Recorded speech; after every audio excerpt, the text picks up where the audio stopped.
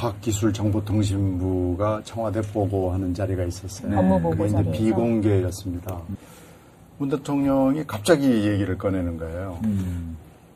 지금 현재 이 발의되어 있는 방송법을 듣자 하니 이게 좀 이게 물에 물 탄 듯 술에 술 탄 듯한 사람이 되는 사장이 되는 이런 구도라고 그러던데 이런 방송법을 가지고 되겠느냐. 그러니까 지금의 방송법과 발의되어 있는 방송 두 가지를 다 안 된다고 얘기를 하는 겁니다. 그래서 새로운 좋은 방송법을 만들어서 훌륭한 분이 사장이 되는 이런 좋은 법을 좀 만들었으면 어떻겠냐라는 의견이 있던데 어떻게 생각하시냐라는 얘기를 한 거죠. 실제로 이용마 기자 지금 투병 중인 박 기자와 같이 해직이 되어 있는 이용마 기자 같은 이는 저하고 만나서 얘기를 할 때 저한테 사정을 합니다. 신 선배, 이 법은 절대 통과시키면 안 됩니다. 걱정하지 마라. 어차피 자유한국당이 맡고 있기 때문에 통과 안 된다. 이 방송 보면 자유한국당 통과시킬 것 같은데. 그러게요. 저거 통과해야겠어. 사실 우리한테 유리한 법이었어. 그러죠. 그래서 이제 이용마 기자는 왜 그러냐. 지금 문 대통령께서 말씀하신 그 얘기를 하는 겁니다. 네. 자, 우리가 여기서 굉장히 오랫동안 이 바닥에서 밥을 먹고 살았는데 이 법이 만약에 통과되면 좋은 사람이 사장이 된다는 보장이 없습니다. 박 기자님은 어떠세요? 지금 발의된 저는 이용마 씨 의견에 사실 꽤 찬성하는 편이에요. 네. 왜냐하면은 쉽게 얘기하면 여야가 합의로 만약에 그 여야가 추천한 이사들이 합의로 사장을 뽑게 하자. 네. 무슨 특별 다수제가 그거 아니에요? 네, 맞습니다. 그러면 어떻게 될 거냐면 같으면 예를 들어서 사장 후보들이 있어요. 그럼 이제 여당이 뭐 신경민 후보 어때? 라고 이제 야당한테 하면은 노. 그러면은 송채경아 어때? 노. 박주민 어때? 노. 이렇게 될 거란 말이죠. 네. 네. 그리고 이제 박성재라는 사람이 있어요. 나는 여한테도 잘 보이고 야한테도 잘 보이고 이렇게 로비 잘하고 정치권하고 두루두루 사이 좋은 애매모호한 이런 기계적 중립을 네, 가지고. 기계적 중립이라보다 그냥 처세술 좋은. 처세술 좋은. 네. 기계적 중립이라도 잘하면 모르겠는데 그냥 정권에 따라서 처세술 좋은 언론인들이 참 많거든요. 그런 사람이 사장이 될 가능성이 높지 않을까요? 저희는 그런 걸 우려하는 거죠. 네. 제대로 된 언론을 만들기 위해서는 이제 이런 여러 가지 경영 구조나 아니면은 이제 잘못된 사람들을 처벌하는 것도 중요하지만 그 기자도 바뀌어야 된다. 언론 스스로가 바뀌어야 된다. 이런 얘기도 많이 나오고 있는데 저도 기자지만 사실 이제 기레기라는 말이 요새 많이 나오잖아요. 그런 얘기 들으면 굉장히 마음이 아픈데. 저도 그 말 많이 썼어요. 세월호 옆에 하면서. 있으면서 온통 다 기레기인 거야. 막 그때는 진짜 너무하더라고요. 그 면전 앞에서 해보신 적 있으세요? 면전 앞에서는 안 했어요. 속으로만 혹시? 속으로만. 아, 기자님. 또 당장 기사를 좀 잘 써줄까 하는 마음에. 네. 아, 근데. 의원님도 기자 출신이고 하시니까. 그러니까 그 인터넷에 보면요. 뭐, 일베 기자.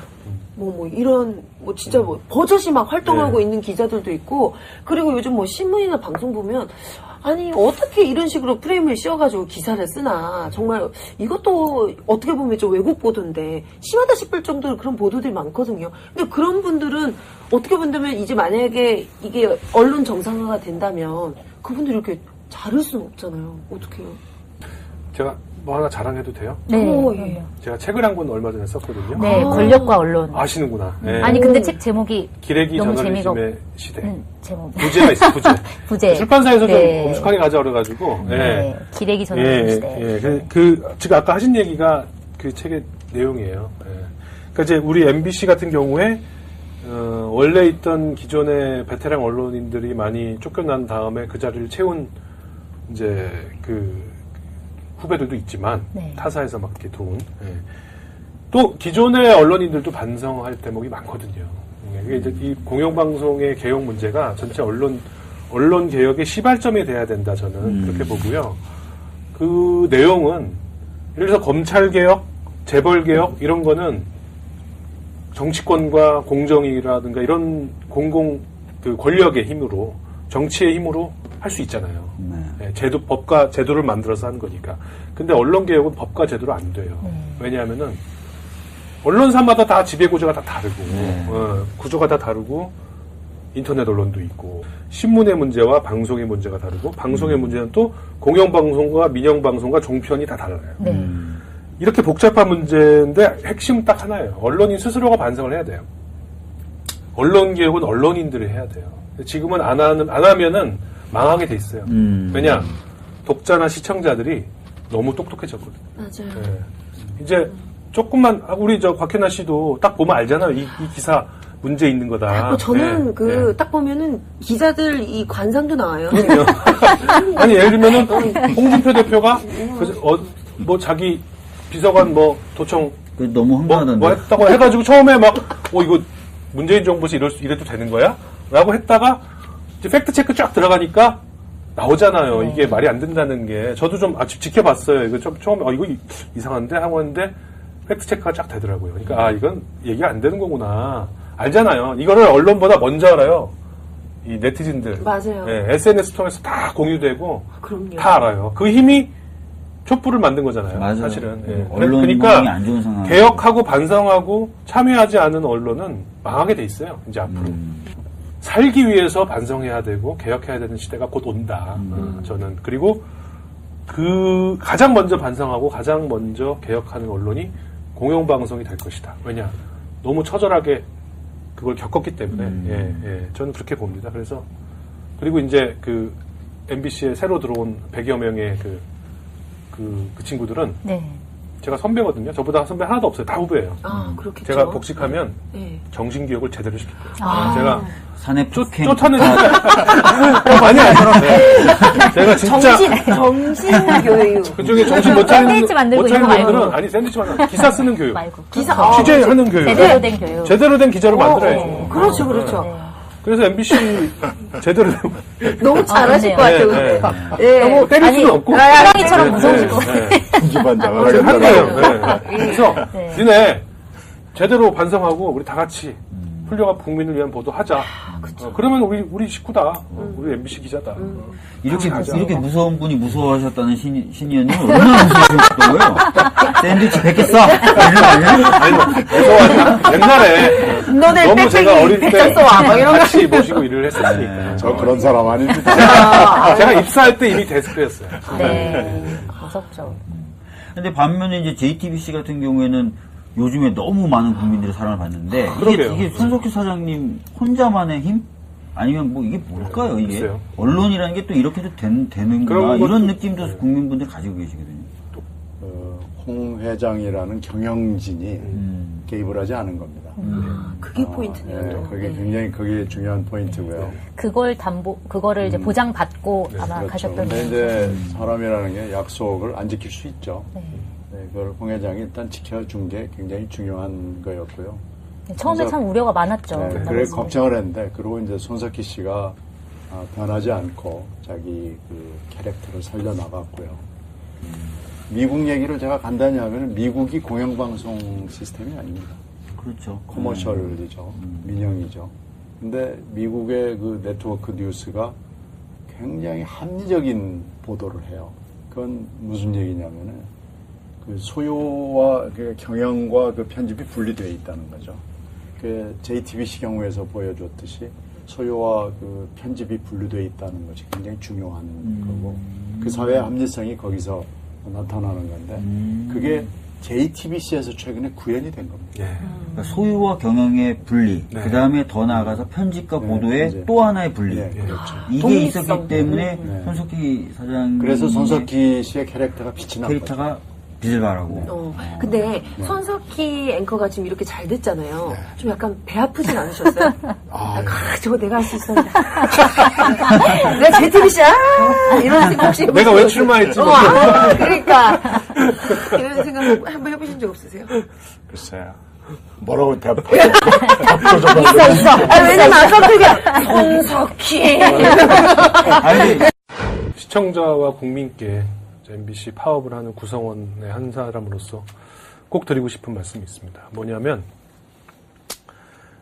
공영방송의 주인은 국민이잖아요. 이게 MBC를 되살려야 하는 이유는 MBC가 뭐 예전에 화려했고 잘나서가 아니고 국민의 것이기 때문에 그렇습니다. 그러니까 저희는 국민의 품으로 돌아가서 국민의 명령을 받는 언론인, 권력을 감시하는 감시견, 국민의 명령을 받는 개가 되고 싶다는 거죠. 그러니까 지금 MBC에는 진짜 수백 명의 미래의 손석희, 신경민, 최승호가 지금 잘하고 있는 거예요.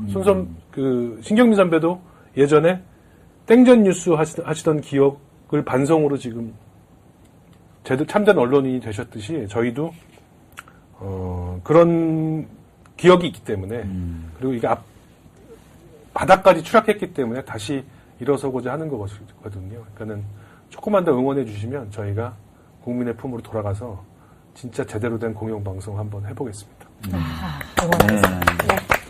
그래서 새로운 좋은 방송법을 만들어서 훌륭한 분이 사장이 되는 이런 좋은 법을 좀 만들었으면 어떻겠냐라는 의견이 있던데 어떻게 생각하시냐라는 얘기를 한 거죠. 실제로 이용마 기자 지금 투병 중인 박 기자와 같이 해직이 돼 있는 이용마 기자 같은 이는 저하고 만나서 얘기를 할 때 저한테 사정을 합니다. 신 선배, 이 법은 절대 통과시키면 안 됩니다. 걱정하지 마라. 어차피 자유한국당이 맡고 있기 때문에. 이렇게 될 거란 말이죠. 네. 네. 그리고 이제 박성재라는 사람이 있어요. 나는 여한테도 잘 보이고 야한테도 잘 보이고 이렇게 로비 잘하고 정치권하고 두루두루 사이 좋은 애매모호한 이런 기계적 중립. 네, 기계적 중립이라보다 그냥 처셋을 좋은. 처셋을 좋은. 네. 기계적 중립이라도 잘하면 모르겠는데 그냥 정권에 따라서 처셋을 좋은 언론인들이 참 많거든요. 그런 사람이 사장이 될 가능성이 높지 않을까요? 저희는 있죠. 그런 걸 우려하는 거죠. 네. 제대로. 이 방송 보면은 자유한국당 통과시킬 것 같은데. 그러게요. 저거 통과해야겠어. 사실 우리한테 유리한 법이었어. 그러죠. 그래서 이제 이용마 기자는 왜 그러냐. 지금 문 대통령께서 말씀하신 그 얘기를 하는 겁니다. 자, 우리가 여기서 굉장히 오랫동안 이 바닥에서 밥을 먹고 살았는데 이 법이 만약에 통과되면 좋은 사람이 사장이 된다는 보장이 없습니다. 박 기자님은 어떠세요? 지금 과학기술정보통신부가 청와대 보고하는 자리가 있었어요. 업무 보고 그게 이제 자리에서. 비공개였습니다. 문 대통령이 갑자기 얘기를 꺼내는 거예요. 지금 현재 이 발의되어 있는 방송법을 듣자 하니 이게 좀 물에 물 탄 듯 술에 술 탄 듯 한 사람이 되는 사장이 되는 이런 구도라고 그러던데 이런 방송법을 가지고 되겠느냐. 그러니까 지금의 방송법과 발의되어 있는 방송 두 가지를 다 안 된다고 얘기를 하는 겁니다. 발의된. 저는 이용마 씨 의견에 사실 꽤 찬성하는 편이에요. 네. 왜냐하면은 쉽게 얘기하면 여야가 합의로 만약에 그 여야가 추천한 이사들이 합의로 사장을 뽑게 하자. 네. 무슨 특별 다수제가 그거 아니에요? 네, 맞습니다. 그러면 어떻게 될 거냐면 같으면 예를 들어서 사장 후보들이 있어요. 그럼 이제 여당이 뭐 신경민 후보 어때?라고 이제 야당한테 하면은 노. 그러면은 송채경화 어때? 노. 박주민 어때?